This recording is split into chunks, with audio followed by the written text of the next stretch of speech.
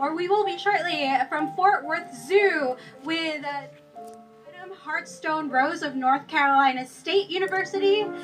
So we're just waiting to get a chance to talk to them about what things look like at the Fort Worth Zoo.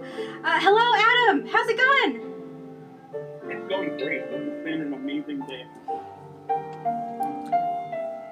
So it looks like it's a little bit sunnier now. It's kind of the same here in Mesquite, Texas. We're kind of on the opposite ends of Dallas. How was the weather earlier during totality for you? The weather was pretty good. So there were scattered clouds, but during totality, I think that most of us had a magical view of the eclipse. So tell us, people react to solar eclipses with oohs and ahs, and I mean, I cried. What do we know about how animals react during the total solar eclipse?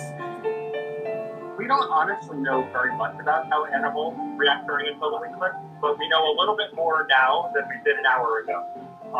The animals here did great things. In previous eclipses, especially our did some research in 2017 had a different view. And most of the animals move towards where they're put away for feeding, but some of the animals seem very anxious during totality. We actually had kind of a different response here. While most of the animals did go towards their evening shift, the animals remained relatively calm. Some of them seemed a little bit when somebody forgets to put us inside, but in general, like everybody was really well adjusted. Nobody was doing sort of bonkers behavior. The most amazing behavior was some of the animals that really didn't move very much at all during totality. They definitely looked around for their shifts and thinking like, I really need to go inside now. So, were there animals that were the same in your 2017 study and this one, or were they all kind of different? Can you tell us a little bit about, what was the same and what was different with your experiment this time? We watched a lot of the same species. For instance, we watched a great group of gorillas in 2017, and we watched a fantastic group here at the Fort Worth Zoo. And they had a relatively similar experience. In 2017, they all moved towards the fifth shore, as they did here in Fort Worth. But also in 2017, one of the animals got a little bit worked up. And here, none of the animals got worked up. Some of them seemed to be a little extra vigilant, but not really stressed out. The biggest difference was in our experiences, prior experiences, everybody who watched giraffes during totality saw them galloping.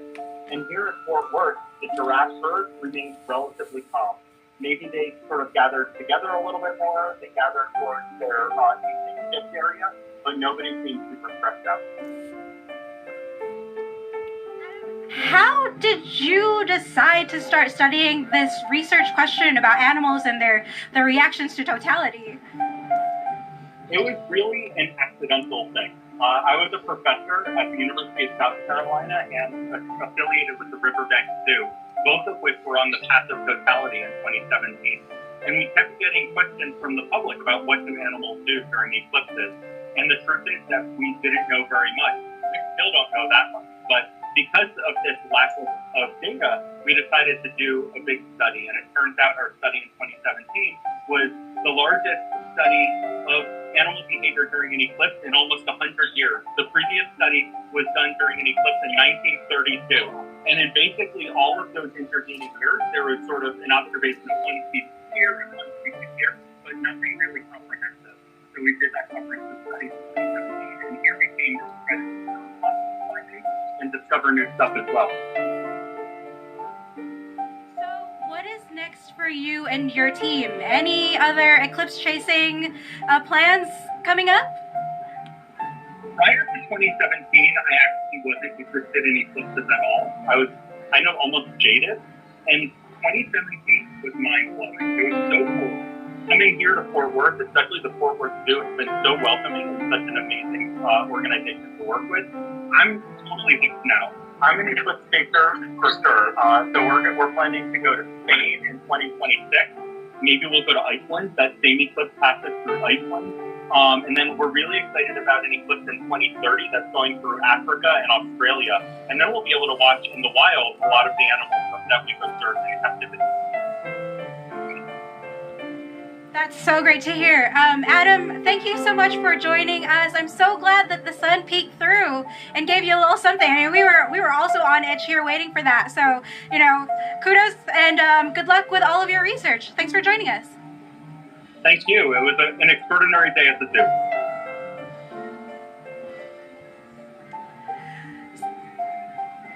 So we are gonna take one more look across North America to see what's going on. People's reactions. Are they still waiting to see the eclipse? Has the weather changed? There's so many questions. But no matter what, we are all just nonstop excitement about today's total solar eclipse. So let's take a look around the country.